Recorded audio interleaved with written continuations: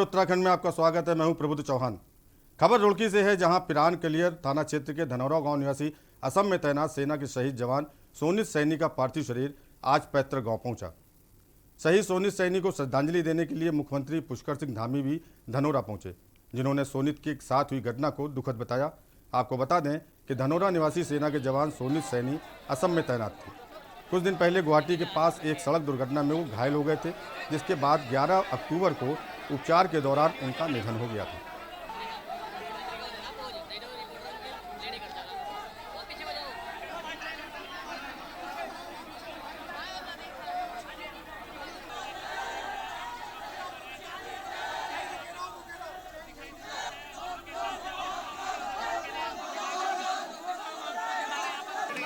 उस रेजिमेंट का घोष वाक्य था सर्वत्र, और उनके जाने के बाद भी इस गांव के साथ, इस क्षेत्र के साथ, हम सब लोगों के साथ साथ रहेंगे।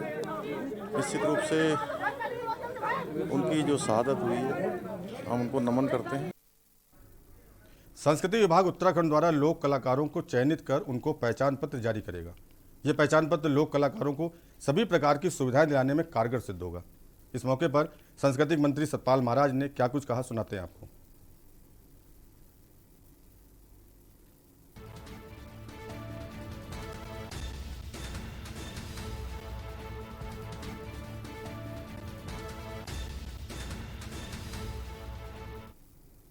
कुछ भजन, कुछ गीत और कुछ लोग भी मेरे पास बहुत बड़े जो फिल्म।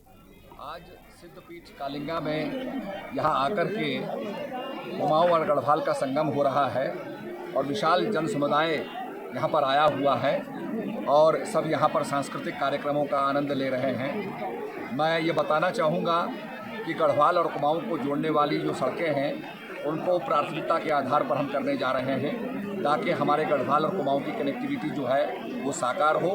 इसके साथ साथ विकास के बहुत से काम, जो पानी की पेयजल योजनाएं हैं, उनको हम साकार कर रहे हैं। कई छोटी बड़ी सड़कों को हमने स्वीकृति प्रदान की है और इस क्षेत्र के अंदर इसको पर्यटन के मानचित्र पे हम लाए हैं। कालिंगा मंदिर को हमने शैव सर्किट के अंदर डाला है। इसके साथ साथ हमने कई स्थानों को यहाँ पर जो है उनको विकसित करने का, TRH बनाने का, शौचालय बनाने के हमने बहुत से यहाँ पर प्रोजेक्ट चालू किए हुए हैं।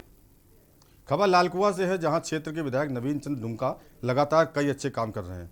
कई लोग अपने अपने क्षेत्र की समस्या को लेकर विधायक के पास आते हैं और विकास कार्यों को तेजी से करवाने को लेकर अपनी अपनी एप्लीकेशन विधायक को देते हैं। आपको बता दें कि चोरगलिया गोलापाल लक्ष्मणपुर गांव के लोग सदियों से अपने क्षेत्र पर एक पुल का निर्माण करवाना चाहते थे और आज विधायक के द्वारा इस ओवरब्रिज को बनवाने की स्वीकृति मिल गई। इसके लिए लोगों ने विधायक को धन्यवाद दिया।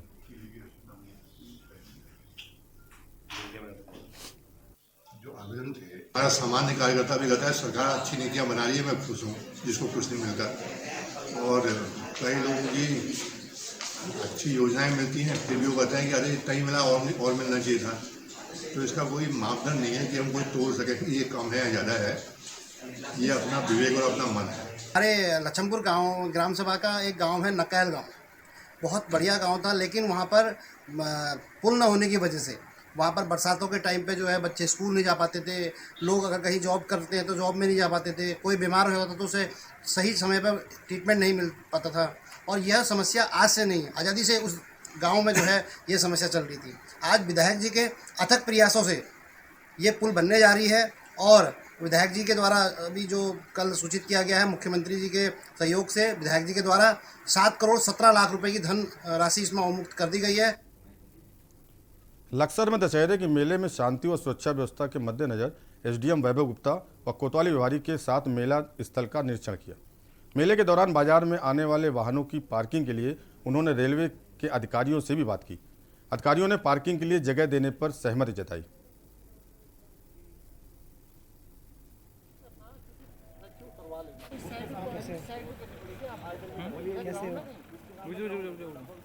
पुलिस थानाध्यक्ष के साथ यहाँ पे जो ये व्यापारी नागरिक है, उसके साथ यहाँ पर निरीक्षण किया गया। तो यहाँ पर जो बैरिकेडिंग किस प्रकार से होनी है उसके संबंध में निर्देश दिए गए हैं। साथ ही यहाँ पे जो ये रेलवे का यहाँ पे काउंटर है, यहाँ पर एक जैसा मतलब यहाँ पर थोड़ी समस्या यह है कि वहाँ पर एक एंट्री जो है कहीं एक जगह पे वहाँ पिलर लगा के बाधित की गई है, तो उसके संबंध में वार्ता हुई है। श्री सनातन धर्म सभा श्री रामलीला कमेटी रजिस्टर्ड लक्सर द्वारा अब की बार 84वां रामलीला महोत्सव का आयोजन था और जो पिछले 13 दिन से लगातार बहुत अच्छे से चल रहा है, बहुत भव्य रामलीला हुई है। अब कल दशहरा का मेला है जो भव्य बनाने के लिए जिसका प्रयास किया जा रहा है कि बाजार में भीड़ को देखते हुए वहाँ पर देहरादून से जहां असत्य पर सत्य की जीत का पर्व दशहरा को लेकर तैयारियां जोरों शोरों से की जा रही हैं, उसी कड़ी में राजधानी देहरादून में कांवला दशहरा कमेटी द्वारा दशहरा पर्व की तैयारियां की जा रही हैं। जो हमारे संवाददाता दानिश अली ने इसका जायजा लिया।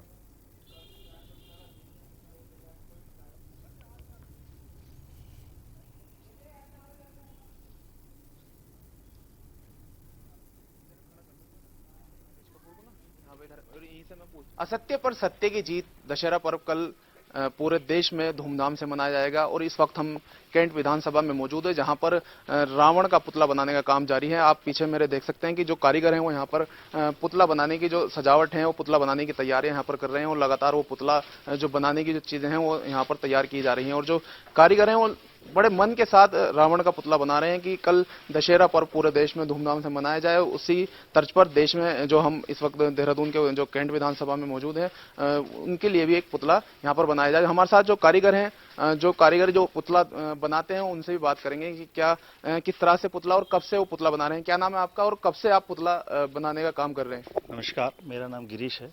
मेरे पापा 70 साल से बनाते आ रहे हैं और मैं उनके साथ जुड़ा हुआ हूँ। मेरी भी 45 साल उम्र हो गई है, मैं भी तब से ये पुतला बना ही रहा हूँ। कितने दिन में तैयार होता है और क्या क्या चीज़ें इसमें लगती हैं? वैसे तो पुतला ये 1 महीना का हम टाइम लेते हैं, लेकिन इस बार कोरोना काल के चक्कर में कमेटियाँ वगैरह सब सिस्टम नहीं बन पा रहा था, परमिशन नहीं मिल पा रही, इसलिए कम टाइम मिला। लेकिन कम टाइम में हमने काम पूरा कर दिया, कारीगर और लगा करके कम टाइम में हमने कारीगरी पूरे ये पुतला का निर्माण कर दिया है। अभी जो है अभी कितने फीट का ये पुतला बनाया है आपने जो कांवली दशहरा कमेटी ने आपके यहाँ पर पुतला जो बनवाया है और कितनी और जगह पर भी जो पुतला दहन होना उसका भी तैयार किया जाता है। तो कांवली दशहरा कमेटी के लिए कितना फुट का पुतला बनाया गया है और किस तरह का है? कांवली दशहरा कमेटी इस बार हमारे साथ जुड़ी है। इस बार हमारे हरबंस कपूर के बेटे अमित कपूर जी हैं, उनका इतना सहयोग मिला कि उन्होंने हमारे से पैसे भी नहीं पूछे कितने बनाना है। उन्होंने बोला हमारे को सिर्फ पर्व बनाना है, हमारा आप बनाओ। जो संरक्षक हैं अमित कपूर हमारे साथ मौजूद हैं, उनसे बात करेंगे कि हर साल बनाए जो लगभग पिछले 5 बार वो बना चुके हैं और अब के 6ठी बार वो मना रहे हैं। सर किस तरह से देखते हैं कि कल दशहरा पर्व मनाया जाएगा और किस तरह की तैयारियां की जा रही हैं आप? देखिए, हमारी तैयारी जोर शोर से है। कोविड की वजह से थोड़ा हम पहले असमंजस में थे कि हम कार्यक्रम कितना बड़ा करें, लेकिन हमने सोचा कि कार्यक्रम तो होना चाहिए क्योंकि वैसे आप देख रहे हैं कि इस टाइम बच्चा वैसे ही ऑनलाइन क्लासेस की वजह से 2 साल हो जाएंगे, अब 2 साल से लगभग घर में बैठा हुआ है और इस तरह का इतिहास जो हमारा पीछा पूरा इतिहास है वो इन पुतलों के माध्यम से, इस कार्यक्रम के माध्यम से, इस त्योहारों के माध्यम से याद रखता है बच्चा भी और बड़े भी।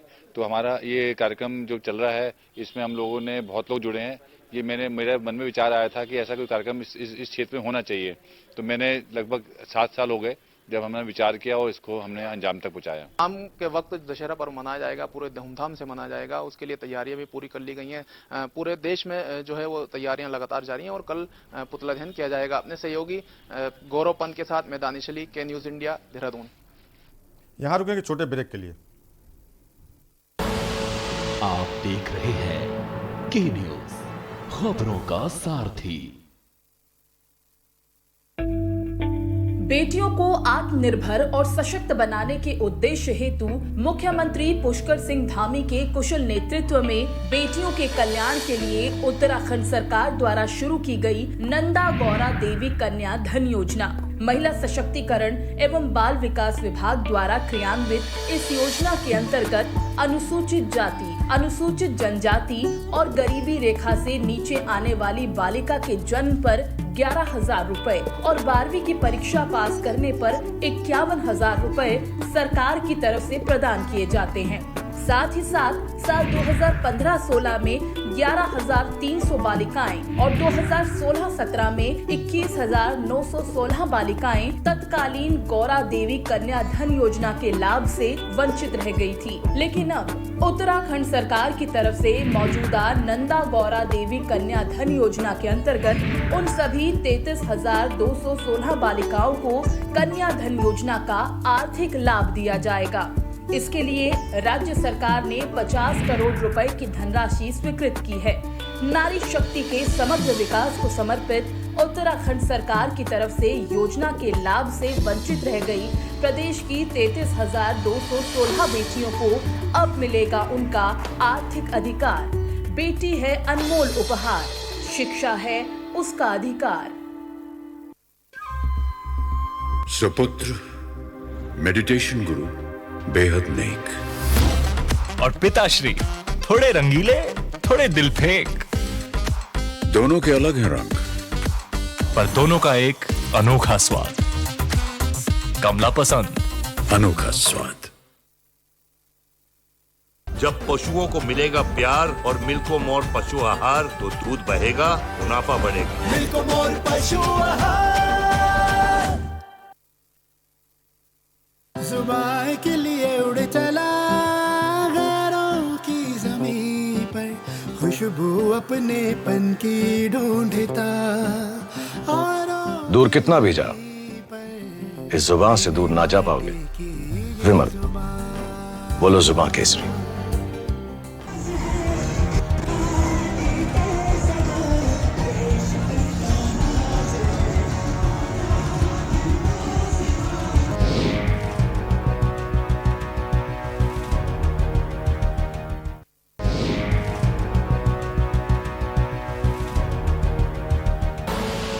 आप देख रहे हैं के न्यूज, खबरों का सारथी।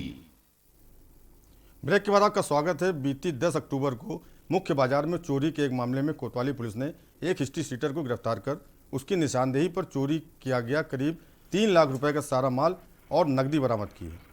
मामले का खुलासा करते हुए पुलिस क्षेत्राधिकारी BD उनियाल ने बताया कि गिरफ्त में आया शातिर चोर जावेद पूर्व में भी करीब 2 दर्जन मामलों में जेल जा चुका है।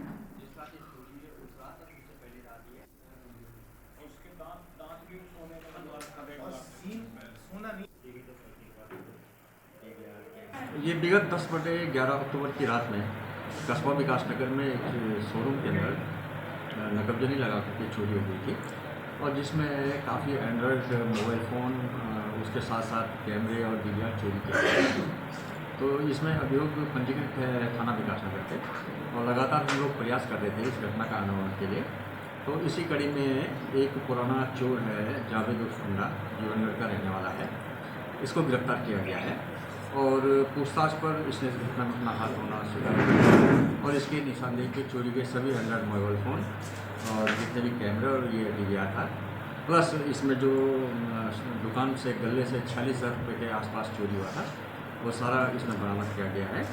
और ये संज्ञान में आया है कि ये पुराना चोर है, इसमें 2 दर्जन से ज़्यादा भी इस पर मुकदमा पंजीकृत हैं, और ये हमारे विकासनगर थाने का हिस्ट्री सीटर है। रुद्रपुर के मुख्य रामलीला बस स्टैंड के सामने रामलीला ग्राउंड में आयोजित होती है। रामलीला कमेटी के अध्यक्ष ने बताया कि यह रुद्रपुर शहर की सबसे प्राचीन रामलीला है। 1957 से इस रामलीला को आयोजित किया जाता है, जिसमें 10 दिनों तक राम की पूरी लीला का मंचन किया जाता है। इस रामलीला में रुद्रपुर शहर के व्यापारियों सहित अन्य कलाकारों द्वारा भी अभिनय किया जाता है, जिसको देखने के लिए आसपास के क्षेत्र के लोग पहुँचते हैं, और राम की लीला का मंचन देखने के साथ ही पुरानी परंपरा को भी इस रामलीला के माध्यम से लोगों को बताया जाता है।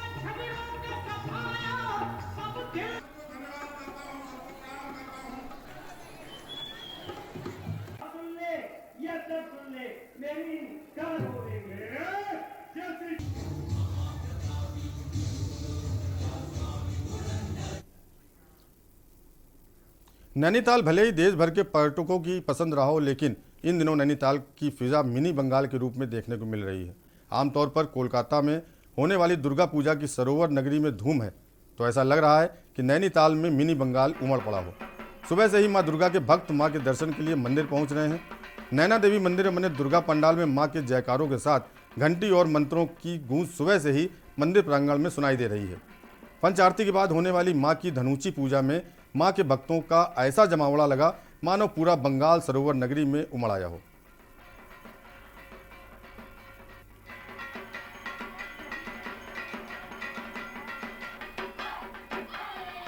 माहौल बहुत अच्छा है और मैं तो फर्स्ट टाइम यहाँ आया हूँ। काफ़ी रश भी है और काफ़ी रौनक भी है, बहुत अच्छा लगा है। आधा पौना घंटा यहाँ बैठे हम अंदर पंडाल में, उसके बाद फिर बाहर आए हम, अब जा रहे हैं। लेकिन हाँ, रैली बहुत अच्छा है, काफ़ी अच्छा है। पंच आरती की माँ की पंच आरती किया जाता है, जैसे कि पंच प्रदीप है और अगरबत्ती है, कर्पूर है और आपका शंख है और चामर बोलते हैं, जो चामर बोलते हैं उनको, और रुमाल, 5 चीज को पंच बोलता है। हरिद्वार में बहुत अच्छा से मैंने देखी है पूजा दुर्गा माँ की, और ऋषिकेश में भी, पर मैंने नैनीताल में भी मुझे विश्वास था कि यहाँ पूजा बहुत अच्छा से होता होगा, क्योंकि बंगाली लोग तो प्राय यहाँ सब उभर कर आ ही जाते हैं। खबर विकासनगर से, जहां लगातार चोरी और लूट जैसी वारदातें बढ़ती जा रही हैं। वारदातों को लेकर स्थानीय पुलिस सक्रिय होती नजर आई, जिसके चलते पुलिस ने किराएदारों के सत्यापन का अभियान फिर से शुरू किया है। आपको बता दें कि हाल ही में सामने आई आपराधिक वारदातों में बाहरी व्यक्तियों की संलिप्तता ज़्यादा पाई गई, तो वहीं दूसरी ओर क्षेत्र में कई मकान मालिक ऐसे भी हैं जो बेखौफ होकर बिना सत्यापन के ही अपने मकान और कमरे किराए पर दे रहे हैं, जिसको लेकर पुलिस ने करीब 250 मकानों में जांच पड़ताल की, जिसमें 27 मकानों में बिना सत्यापन के किराएदार पाए गए, जिस पर संबंधित मकान मालिकों के खिलाफ जुर्माने की कार्रवाई की गई।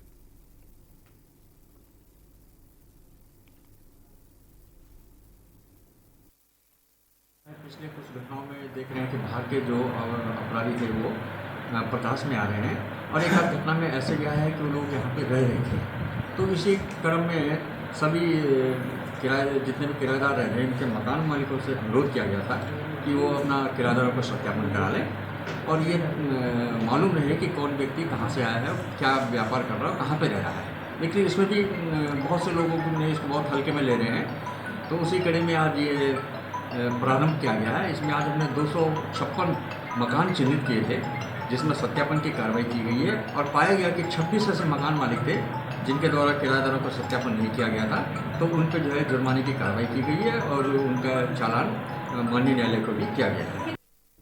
और यहाँ रुकेंगे छोटे ब्रेक के लिए। आप देख रहे हैं के न्यूज, खबरों का सारथी। हम सभी जानते हैं कि दिल्ली और उसके आसपास के इलाकों में हर साल अक्टूबर नवंबर के महीनों में पराली के धुएं से प्रदूषण बढ़ जाता है। सर्दियों में पंजाब, हरियाणा और उत्तर प्रदेश में पराली के जलने वाले धुएं से दिल्ली के करोड़ों लोगों को सांस लेने में तकलीफ होती है। हमारे किसान भाइयों को मजबूरी में अपनी पराली जलानी पड़ती है, क्योंकि उनके पास कोई और दूसरा रास्ता ही नहीं होता। अब दिल्ली सरकार ने पराली से होने वाले प्रदूषण को खत्म करने के लिए एक ठोस कदम उठाया है। दिल्ली सरकार ने भारतीय कृषि अनुसंधान संस्थान पूसा द्वारा विकसित बायो डीकंपोजर तकनीक को दिल्ली में लागू कर दिया है। पूसा इंस्टीट्यूट के बायो डीकंपोजर तकनीक से पराली को गलाकर वहीं खाद में बदला जा सकता है। दिल्ली सरकार ने इस तकनीक को लागू कर दिया है और इसका सारा खर्च दिल्ली सरकार उठा रही है, और जब खेत में ही उस पराली का खाद बन जाएगा तो वो जमीन की उर्वरता भी बढ़ाएगा, मतलब किसानों की अगली फसल भी बढ़िया होगी। यही तो हमारे किसानों को चाहिए। और सबसे बड़ी बात, जब पराली नहीं जलेगी तो प्रदूषण भी नहीं होगा। इसमें सबका फायदा है। पहले हमें अपनी पराली जलानी पड़ती थी, लेकिन इस बार हमें ऐसा नहीं करना पड़ा। दिल्ली सरकार ने पराली को खाद में बदलने के लिए हमारे खेतों में ये छिड़काव करवाया है। ये बहुत ही आसान था और हमें तो बहुत फ़ायदा हुआ। ये पूरा काम दिल्ली सरकार ने खुद कराया है, हमें तो एक पैसा नहीं देना पड़ा, और हमारी पराली यही खेत में ही खाद बन गई है और प्रदूषण भी नहीं हुआ। ये बहुत बढ़िया समाधान है। दिल्ली सरकार प्रदूषण को खत्म करने के लिए युद्ध स्तर पर तो काम कर ही रही है, साथ ही किसानों की सुविधाओं का भी पूरा ख्याल रखा जा रहा है।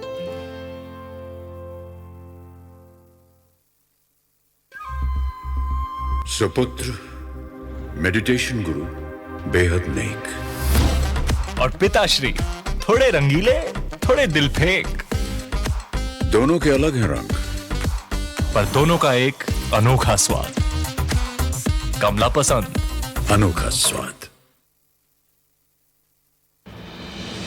राज्य में खेल प्रतिभाओं की खोज एवं खिलाड़ियों को प्रोत्साहित करने, उन्हें अंतर्राष्ट्रीय स्तर की सुविधाएं व प्रशिक्षण दिलाए जाने के उद्देश्य से उत्तराखंड सरकार द्वारा रायपुर स्पोर्ट्स कॉलेज को अंतर्राष्ट्रीय खेल विश्वविद्यालय के रूप में विकसित किए जाने का निर्णय लिया गया है। इस विश्वविद्यालय को अंतर्राष्ट्रीय स्तर की आधुनिक सुविधाएं व इंफ्रास्ट्रक्चर उपलब्ध कराया जाएगा, ताकि सुविधाओं के अभाव में कोई खेल प्रतिभा दबी न रह जाए। इसके साथ ही खिलाड़ियों को अंतर्राष्ट्रीय स्तर का प्रशिक्षण दिलाए जाने के लिए कुशल व अनुभवी प्रशिक्षक नियुक्त किए जाएंगे। उत्तराखंड सरकार खेल व खिलाड़ियों को लेकर बहुत सजग है, बहुत सराहनीय कार्य कर रही है। मैं हमारे मुख्यमंत्री श्री पुष्कर सिंह धामी जी का बहुत बहुत आभार व धन्यवाद प्रकट करता हूँ। मुख्यमंत्री श्री पुष्कर सिंह धामी के नेतृत्व वाली उत्तराखंड सरकार द्वारा राष्ट्रीय व अंतर्राष्ट्रीय खेलों में उत्कृष्ट प्रदर्शन करने वाले खिलाड़ियों को सम्मानित किए जाने के लिए पुरस्कार दिए जाने का प्रावधान भी किया गया है। पदक विजेता खिलाड़ियों को रोजगार के लिए पलायन न करना पड़े, उन्हें सरकारी नौकरी प्रदान किए जाने के लिए जरूरी प्रावधान किए जा रहे हैं। धामी सरकार उत्तराखंड राज्य में शिक्षा के साथ साथ खेलों व खिलाड़ियों को प्रोत्साहित करने के लिए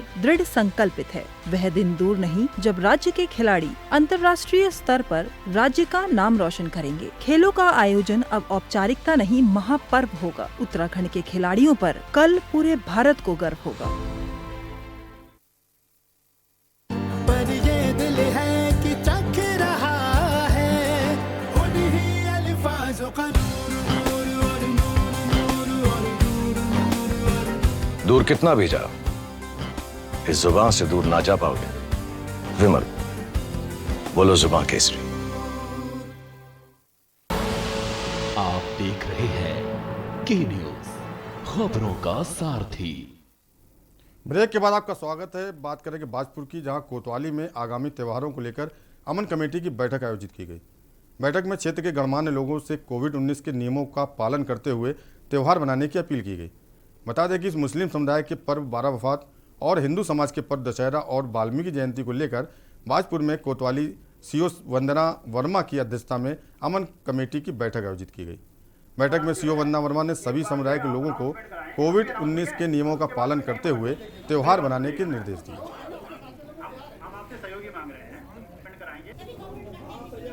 आगामी सभी त्योहारों का सीज़न है।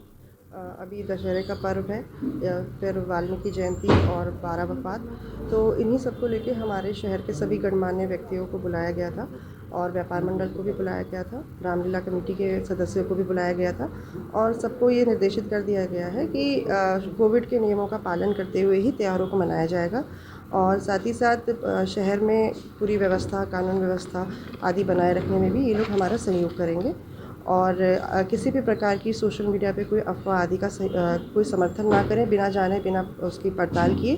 कोई भी छोटी से छोटी परेशानी होती है तो पुलिस से तत्काल संपर्क करें। बैठक में हमने नगर पालिका ईओ को भी बुलाया था और ये निर्देशित किया गया है कि लगातार अनाउंसमेंट किए जाएंगे और अगर जो लोग ज़रूरत से ज़्यादा अतिक्रमण जो रहता है तो ईओ की तरफ से उन पर कार्रवाई होगी।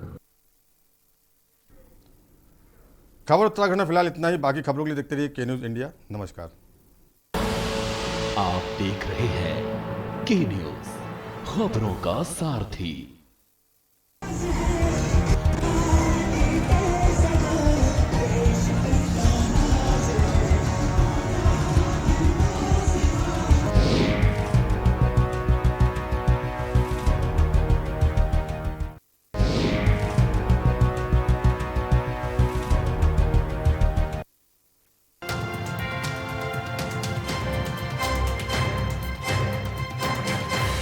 प्रधानमंत्री श्री नरेंद्र मोदी ने देवभूमि उत्तराखंड से देश भर में पीएम केयर्स के तहत स्थापित 35 पीएसए ऑक्सीजन प्लांट्स राष्ट्र को किए समर्पित। इस मौके पर पीएम ने उत्तराखंड में कोविड वैक्सीनेशन कार्यक्रम की सराहना की। आपको बता दें कि राज्य में 95% टीकाकरण हो चुका है। यहाँ राज्य सरकार के प्रभावी मैनेजमेंट की वजह से उत्तराखंड भी बहुत जल्द 100% पहली डोज का पड़ाव पूरा करने वाला। हिमालय के पहाड़ों के उस पार पहुंच करके लोगों के पास जाना कितना कठिन होता है, ये हम भली भांति जानते हैं। उसके बावजूद भी इतनी बड़ी सिद्धि प्राप्त करना वाकई आप सब अभिनंदन के अधिकारी हैं। सीएम हेल्पलाइन 1905 से प्रदेशवासियों की समस्याओं का हो रहा है त्वरित समाधान। मुख्यमंत्री ने समीक्षा के दौरान हेल्पलाइन पर शिकायतें सुनी और सीएम हेल्पलाइन पर प्राप्त होने वाली सभी शिकायतों के समयबद्ध समाधान के निर्देश